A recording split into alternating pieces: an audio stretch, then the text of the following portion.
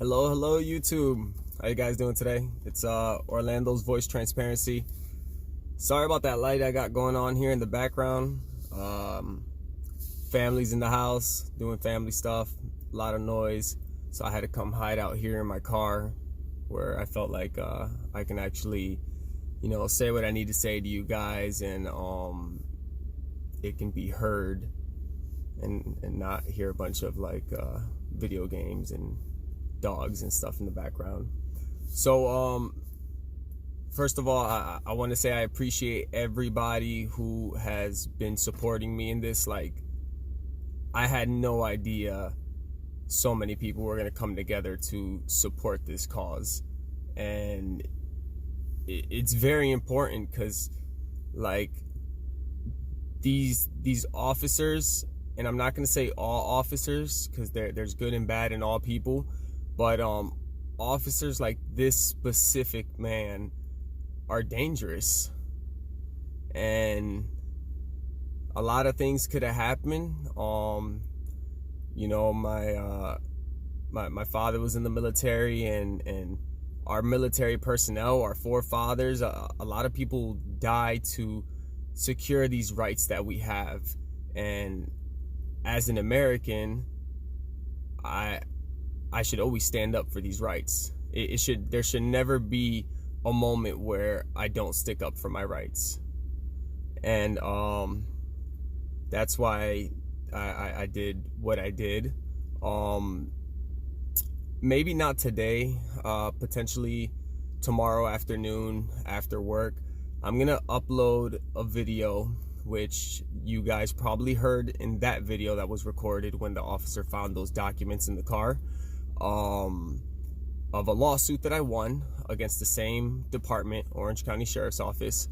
And ever since that happened, it really ruined me. Like, I had a really good job, brand new car, brand new motorcycle, just got a place, and I had another tyrant violate my rights because he didn't like that I knew the law.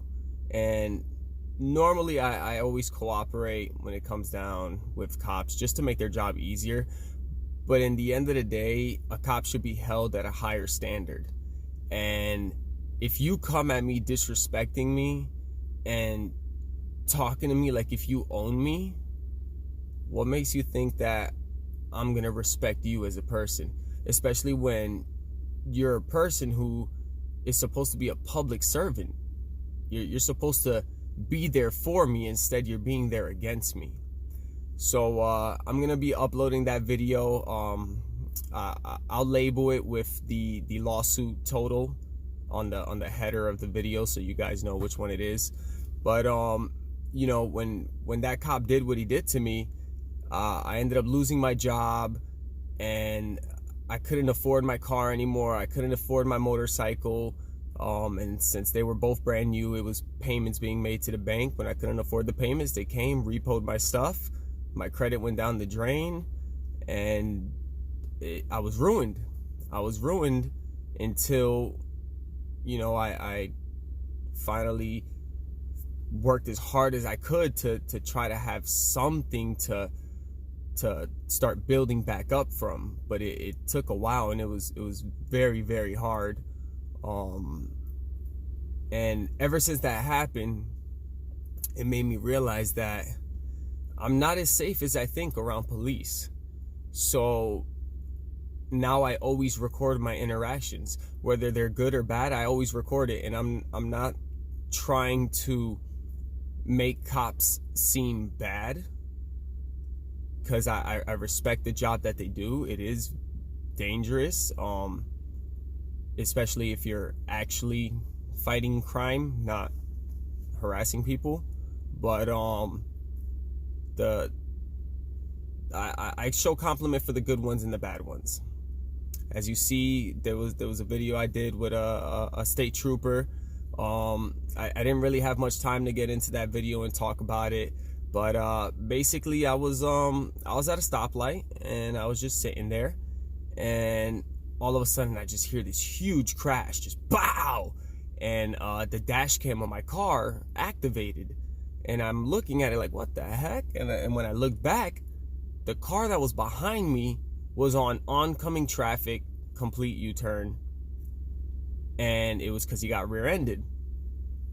So, my first thought was, I need to make sure that they're okay. So I placed my car in a way to where no one will get around their car, because their car was like all over the place with debris and glass all everywhere. It was bad. And the car that got hit was a family of four, a husband, a wife, their daughter, and I believe her daughter, because the other passenger was maybe like 9-10 years old. That's why I didn't record, just for the privacy of the family, especially when they just went through something like that. And I checked on the other driver. They were good. And I called medical, called the Florida Highway Patrol, and the street that we were on, it was a 2-lane street, one way to go, one way to come from. So I just stood there, started directing traffic. That way the fire truck and the ambulance and the police officer can make it without a whole line of cars backed up. Because a lot of drivers out there really don't care about emergency situations. They don't make room for the emergency vehicles. They just want to get to where they gotta go. So I didn't have to, but I did it because I like to help people, and I think that if a lot of people come together, we can really do a lot as a whole, instead of everyone just worrying about themselves. But that's why I took this so serious when that cop did that to me, because I'm not a bad person. I give what I get. If you respect me, you will receive respect. If you disrespect me, then I'm not going to acknowledge you.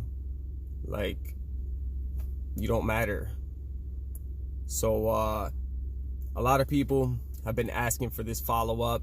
I didn't want to leave you guys hanging, but to be honest, I'm kind of new at this recording and posting all this stuff, and the way I record is kind of limited at the moment, because ever since my first lawsuit, which was not too long ago, in order to make it by, I had to sell everything that I had, basically, aside from the things that got taken from me because I couldn't afford it. But so my laptop being one of those. So soon I will have a laptop. I am a video editor, so when I put my clips together, it's gonna look really nice. It's gonna be clear, good picture, good audio. But I went and I picked up a complaint form. There you go. And it took a little bit for me to get it in paper. They kept trying to tell me that I had to do it online. Like, I went to one Orange County department, and I guess that wasn't their main office. So I waited the next day, went to the other office, which was the one I was at. And they were trying to tell me, oh, you got to do it online. You got to call this number, do this, do that. And there was a sergeant and I believe a corporal that came to speak to me. And the sergeant's initial response was, oh, we don't have them on paper. You got to do it online. And I kind of looked at him a little funny, like, what if I didn't have access to the internet? Like, some people just can't afford it, or they just can't. There's got to be another way. So I asked him again. I let him try to fix what he just said to me. I was like, so you're telling me there is no way possible I can make a complaint on paper? And that's when the corporal kind of like cut him off. And the corporal was like,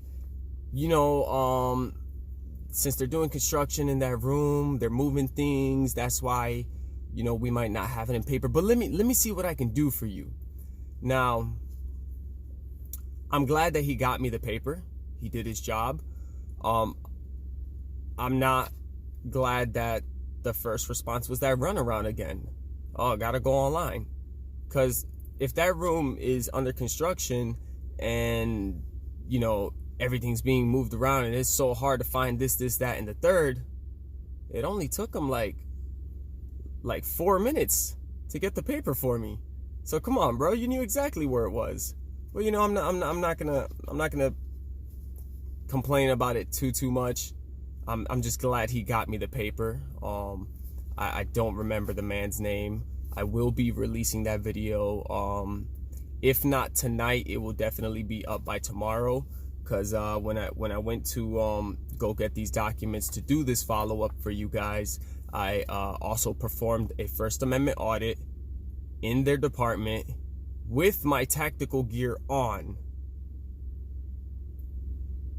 And the results that I had when I went over there honestly really makes me question why that officer acted the way he did. Other than the fact that he's just not stable to be a cop. These cops don't have the training that they need to be public servants. At least some cops don't have the training they need. It's like you enroll yourself in a job that you know is dangerous if you have to deal with some type of real crime, like something major, bank robbery or a hostage situation, anything like that that's major. You know that your job is dangerous. And knowing that you're supposed to uphold the law, and part of the law is the right to bear arms. And also in law, a citizen with no felonies, and as long as they're not committing a crime or anything like that, I don't know the statute word for word, but they're allowed to have a bulletproof vest to protect themselves, which is two things that I was doing, which was 100% legal. So if you're a law enforcement officer who wears those same exact items, why does it make you nervous to see someone else with it? That really made me question it. But personally, I just think when I expressed what it is that I thought, or my recommendation from what I was seeing from his actions, he just got offended, and he wanted to basically show me that I am beneath him. And no matter what it is that I know, or no matter what the law is, if he wants to end my life, he has the power to do that. That's what it was, make me lay down on the ground, humiliate me in front of people. It's not cool, especially for everything that I try to do for my community. So this is the Orange County Sheriff's public records request right here.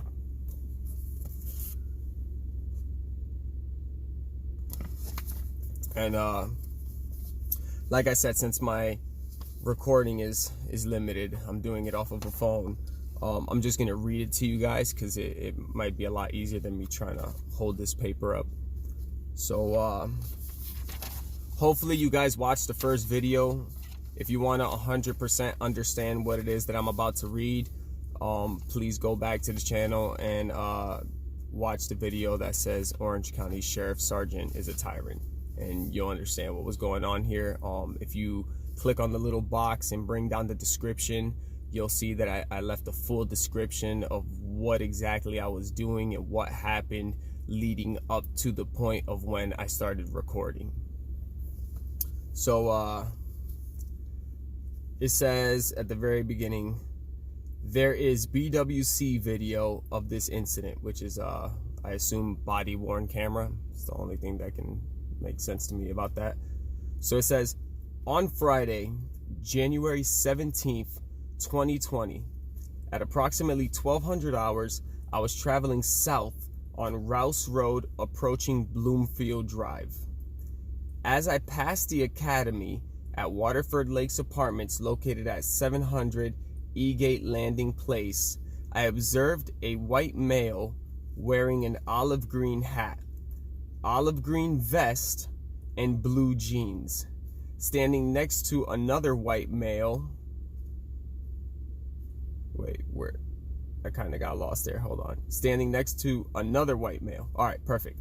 The olive green vest I recognized to be a ballistic vest, similar to the one worn by law enforcement.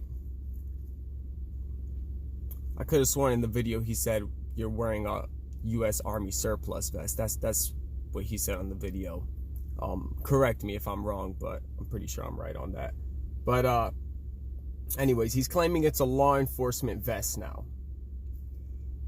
It should be noted that the bus loop entrance to Lawton Chills Elementary School is approximately 100 yards from this apartment complex. I passed the two subjects and made a U-turn to take another look at the two subjects. As I made another pass, I observed no law enforcement markings on the vest, but observed a black handcuff case on the subject's left side and a U.S. flag patch in the middle of the vest on the subject's chest. Now, this police officer, when he parked across the street from me, he had to have been at least a good 40, 50, maybe more. There's no way he could tell there was an American flag in the middle of my vest. That's just probably stuff he's describing because he saw it once he made contact with me. I pulled my vehicle onto Sand Live Oak Drive and parked facing west to observe the subjects. They stood by the sidewalk for a few more moments before I observed the subjects climb over a small fence into the apartment complex. So there definitely was a fence there. As I was with a friend, I also wrote this in the description. If you guys don't feel like reading it, I'll explain it. We was talking, and my friend, he noticed that I had Newports on me, and he was like, "Hey man, do you mind if I get a cigarette?" I was like, "Yeah, no, of course. I'm gonna smoke one with you then." And he goes, "All right, cool, but if we're gonna smoke a cigarette, we can't be on the property because this is a smoke-free community." So I was like, "Okay, so what if we go out to the sidewalk? We'll be fine because the sidewalk's public." He was like, "Yeah, we'll be fine on the sidewalk." So we walked over there to the sidewalk. From his apartment, maybe 20 to 15 feet the max before we were on public property. So we went, we smoked a cigarette, and that's when I seen the officer do a slow ride by, bust a all of a sudden U-turn, park across the street, and when he parked across the street, we just like lit the cigarette. So on average, I say a cigarette maybe burns, I don't know, let's say 7 to 10 minutes. So between those 7 to 10 minutes, he just stood there watching us, and I felt weird because I saw how he turned around all of a sudden and then parked literally directly across from us. So I was like, okay, you know, maybe this officer wants to make contact with me. And so I stood there. I was like, you know, let's just hang out for a little bit, talk a little bit more, and see if this cop wants to ask anything or whatever, because he's obviously watching us. And my friend was like, okay. So we stood there for about like another 5 to maybe another 10 minutes, and then I was like, you know what, I guess he's not gonna talk to us. So my friend was telling me that, you know, he had to go finish up some work he had to do. So I was like, I'm gonna let you go about your day, and I'm gonna go about my day, and I'm gonna get ready to go to work. So we walked between the bush and a fence that you gotta kind of like hop over the first part to get right back to his house, because his house is right next to that fence. And as I got into the apartment, I just hear the speed bumps, like a car just coming over them like fast. And I look over, and when I look over, there was the cop. Now I didn't record right at that moment because I wasn't expecting him to try to make contact with me in there. You know, I waited for him in the public sidewalk. He never approached me. So I was like, okay, he ain't gonna talk to me. So I didn't have my phone on hand. And ever since my first experience with that Orange County officer, I always record. So I try to keep it ready. And when I heard the car, I looked over, seen him. He jumps out the car. And when he jumps out the car, he starts questioning me about my vest. Like, yo, what's up with the vest? Now, I can't say that was the exact words, but like, it wasn't like a normal person like talking to you like, hey man, what's up with the vest? Like, no, it was like he was demanding that I answered right off of that question. So it kind of caught me off guard. I was a little offended at his tone. So I kind of looked at him. I was like, excuse me? And he then kind of like leaned over and he looked, and he saw like a print on my shirt from my concealed carry, and he goes, "Are you armed?" And I was like, "Yes, I'm armed." And the reason, because I know I didn't have to tell him, but the reason I told him is because, like I said, I don't got a problem with cops. You know, I know my first encounter was bad, but that doesn't mean that, you know, every encounter is going to be like that. So since I noticed how he came out the car so hyped up and like, I just wanted to calm him down a bit, you know, de-escalate the situation. So I figured letting him know that I am armed is going to put him a little more at ease, because it's now he's not playing a wondering game. Now he's like, okay, this guy has a vest. Does he have a gun? He hasn't answered or anything. So, you know, of course I'm going to tell him. I don't want him to feel nervous around me, especially when I'm not a threat. So what he wrote next here was, based on my observation of the subject wearing an olive green ballistic vest with a black handcuff case, which I do carry a handcuff case. I have a concealed weapons license, but I value human life. I think that the right to bear arms is great, but it is a responsibility. And my handgun is literally last resort. It's my life is about to end, or someone else's life is about to end, and this is the only option I have. I carry the handcuffs because if there is a way that I can stop someone from hurting me or committing a crime to me or to someone else, and I don't have to use lethal force, then why would I? You know, even if the person commits a crime, unless they're trying to kill someone else, killing them is not the answer. So that's why I carry handcuffs. And due to the proximity of the school, I decided to make contact with the subject. I was concerned that the subject may be attempting to impersonate a law enforcement officer.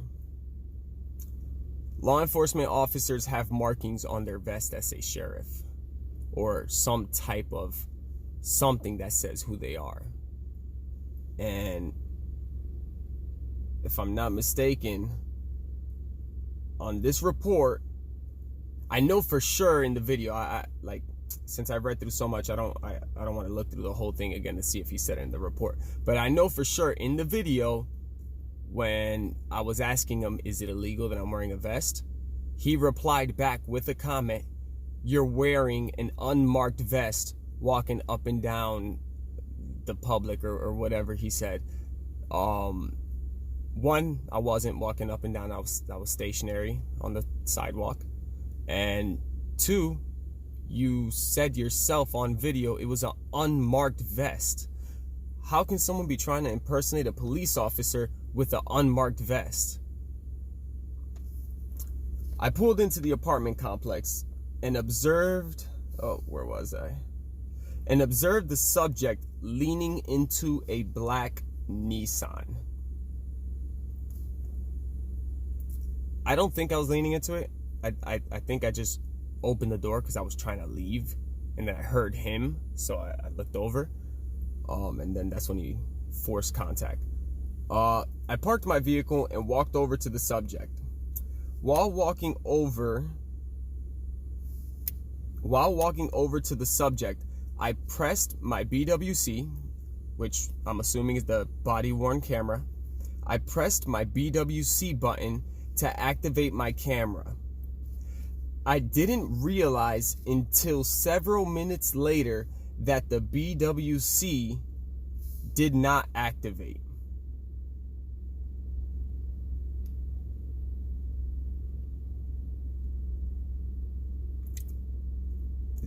Did you guys hear that? Did not activate. And remember, they were trying to stop my video. Yeah, that's why I record. I asked him for his identification and he advised me that he was not going to provide me with his identification. I asked him why he was wearing a ballistic vest. He did not answer my question, but asked me if it was illegal for him to wear a vest. During over conversation, that I'm not quite sure what he's trying to say with that, but that's what he wrote. During over conversation, I observed a bulge on the right side. I asked the subject if he had a firearm on him, and he advised he did, but still refused to identify himself. The subject continued to be non-compliant and self-admittedly armed with a firearm. Due to safety concerns, I decided to draw my agency-issued firearm and order the subject to lay face down on his belly with his arms to his side.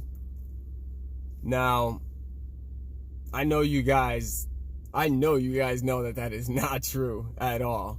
Yeah, y'all saw it. Video don't lie. And he told me to lay down and place my hands behind my back. And from what he's saying in this report, apparently the gun is what was making him scared. If the gun made you so scared, why would you tell me to lay down and put my hands behind my back, knowing that there's a gun there? Like, I wasn't gonna reach for it, but there's been so many people who get shot by police officers for what police officers think is them reaching for a firearm, which is why I never placed my arms behind my back, because the second he said that, I was just like, what? No, that is completely wrong. This guy's gonna shoot me if I put my hands behind my back. So after I refused to put my hands behind my back, that's when he states in the video, hey, keep him to your side. I don't want you reaching for it. It's like, that's what I was trying to tell you. Witness, which I'm gonna leave his name out of it just for his privacy, was standing next to the subject at this time. I told witness that he needed to move away from the subject. I called for a backup unit to arrive to assist me. The witness moved and was standing behind me to my right. I told him to move back away from me. Deputy Randy, I have no idea how to pronounce that last name. I am gonna butcher that name if I say it. I will spell it for you guys though, if you would like to look up this person. Is Deputy Randy, and his last name is HERSCHELMAN.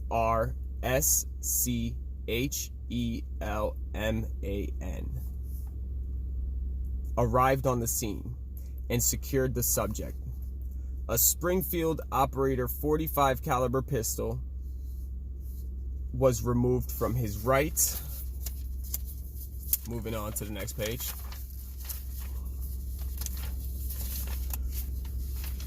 Was removed from his right hip holster and secured. The firearm had a full magazine with 1 round in the chamber.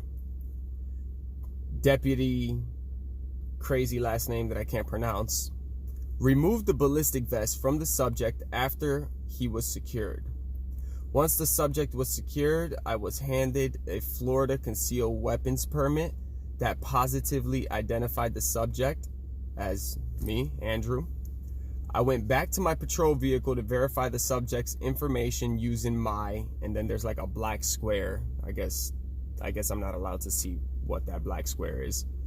I advised that the subject has a valid Florida concealed weapons permit while checking the subject's information via my another black square. the subject was speaking with M/D Todd Mahoney. If someone knows what that abbreviation is, M/D Todd Mahoney, please leave it in the comments. I don't know if maybe that's a rank or the different department. I don't know. During this interaction, the subject left his driver's side door open to his vehicle. In the cup holder of his vehicle was a gold badge. I retrieved the gold badge from inside his vehicle and took pictures of it. The gold badge had the words "Concealed Weapon Permit." I inspected the olive green ballistic vest. Both the front and rear of the vest had ballistic panels inside. Once it was determined that the subject had a valid concealed weapons permit and that no crime had been committed, the subject was unsecured. I notified on-call intel and spoke with Agent Arthur Neville, in parentheses IN12. Now, before we continue with this, there's only a bit more to go, but yeah, I do keep a badge in the car, and the badge says concealed weapons permit because I wear a vest, and with my vest, you know, I got my magazines and like it makes some cops uneasy, as you saw how he reacted. And for my safety, so I don't get a cop walking up to my window in my car and just lighting me up, the badge stays in the center console, and I normally have it like mounted up. And when it's mounted in that center console, when a cop approaches my window, super shiny, the words are clear as day on it, that's the first thing they see. So they don't even have to go and ask me the question, "Sir, do you have any weapons in the car?" or anything like that, because it's like you can see it. It is labeled right there. So there's that for you people that were writing some very odd comments. The subject admitted that he carries handcuffs to detain someone until law enforcement arrives on scene, which is what I said to you guys earlier. He spoke about having the right to wear a vest, concealed firearm, and handcuffs for his protection. I asked the subject for consent to search his vehicle, and he refused. Yeah, I refused.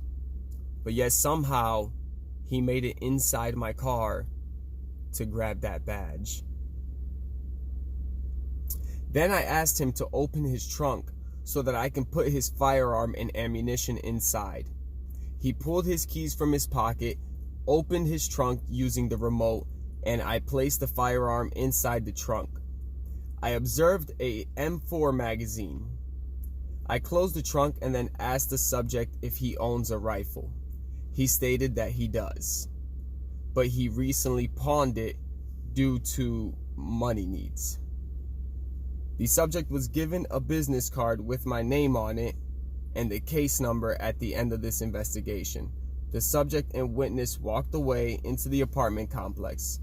Pictures of the ballistic vest, firearm, badge, and subject's vehicle were taken and submitted into DataWorks. So now,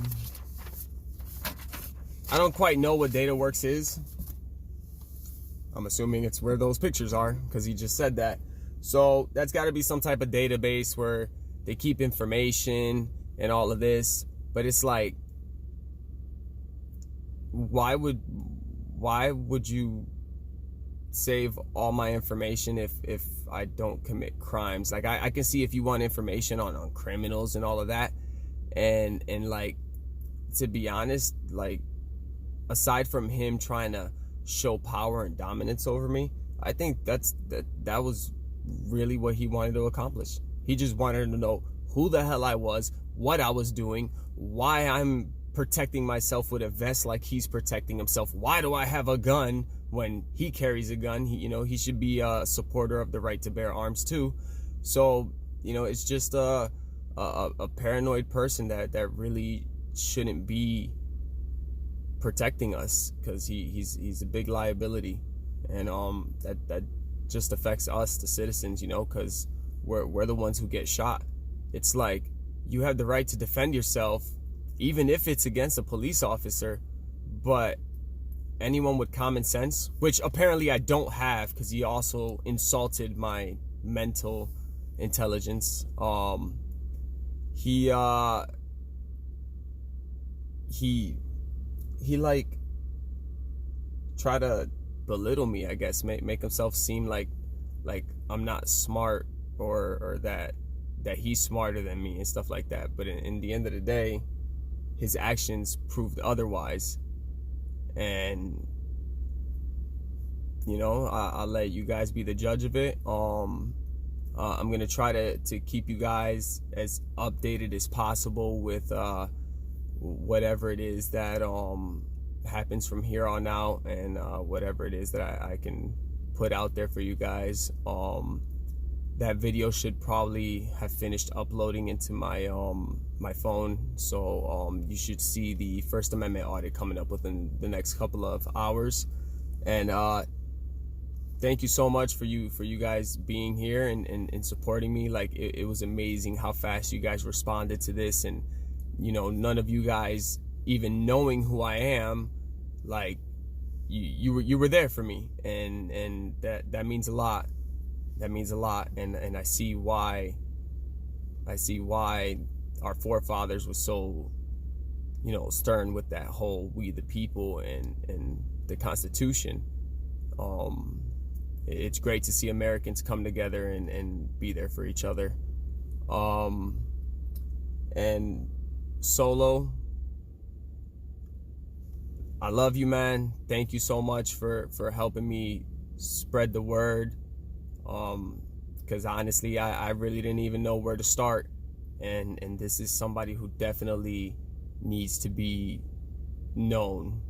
He's dangerous, and we need to figure out what it is that we can do to keep him off the streets and keep a gun out of his hand. So thank you to everyone. And if you're new to the channel, please like, subscribe, comment, turn on that notification bell. Make sure to check out Solo's channel. I'll leave the link in the description. Very great guy, good heart. And you guys have a great night. And thank you for everything.